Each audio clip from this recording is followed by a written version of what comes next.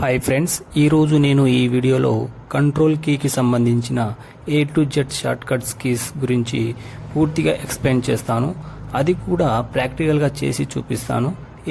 ఈ short cuts keys కనుక మీరు నేర్చుకుంటే ఏ వర్క్ అయినా సింపుల్గా చేసేస్తారు. ఈ వీడియోని స్కిప్ చేయకుండా పూర్తిగా చూడండి. మొదటి షార్ట్ కట్ కీ వచ్చేసి Ctrl A అంటే సెలెక్ట్ ఆల్. మనం కీబోర్డ్లో Ctrl A ప్రెస్ చేయగానే మన డాక్యుమెంట్లో సంబంధించిన ఇన్ఫర్మేషన్ మొత్తం సెలెక్ట్ అవుతుంది. ఇప్పుడు ఎగ్జాంపుల్లో చూపెడతాను. ఇప్పుడు Ctrl A ప్రెస్ చేసాను, మొత్తం సెలెక్ట్ అయింది. నెక్స్ట్ వచ్చేసి Ctrl B.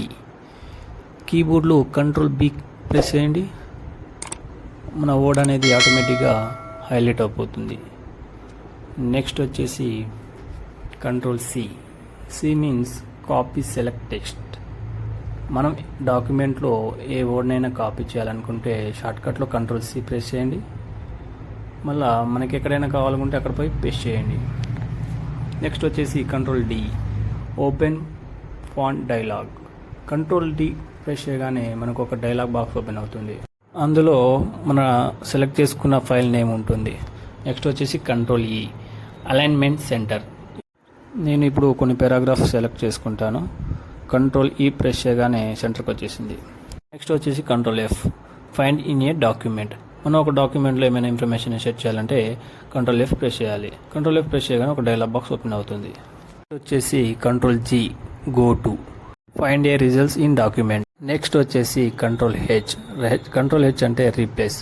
ఈ రీప్లేస్ అనేది మనకు టెక్స్ట్ ఎడిటింగ్కి ఉపయోగపడుతుంది. Ctrl H ప్రెస్ చేయగానే మనకు ఒక వర్డ్ సెలెక్ట్ అవుతుంది. ఆ వర్డ్ ప్లేస్లో ఇంకో వర్డ్ని మెన్షన్ చేయాలంటే Ctrl Hని ఉపయోగించి మనం ఈజీగా ఇంకో వర్డ్ని యాడ్ చేయవచ్చు. నెక్స్ట్ వచ్చేసి Ctrl I.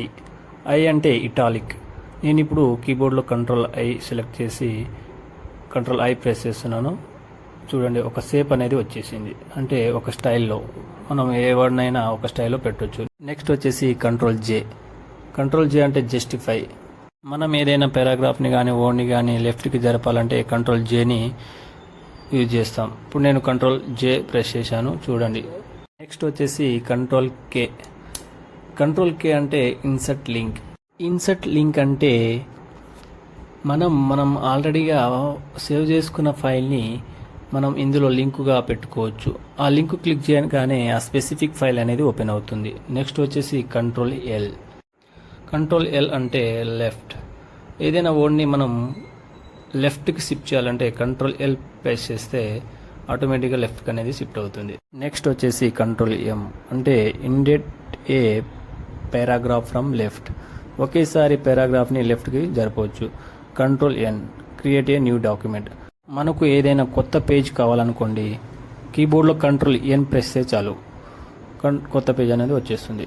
Ctrl O open existing document. పాత డాక్యుమెంట్ ఓపెన్ చేయాలంటే Ctrl O ఉపయోగపడుతుంది. Ctrl P print current document. ప్రస్తుతం ఉన్న డాక్యుమెంట్ని ప్రింట్ చేయవచ్చు. Ctrl Q remove paragraph formatting. Ctrl R right alignment. Ctrl S save current document.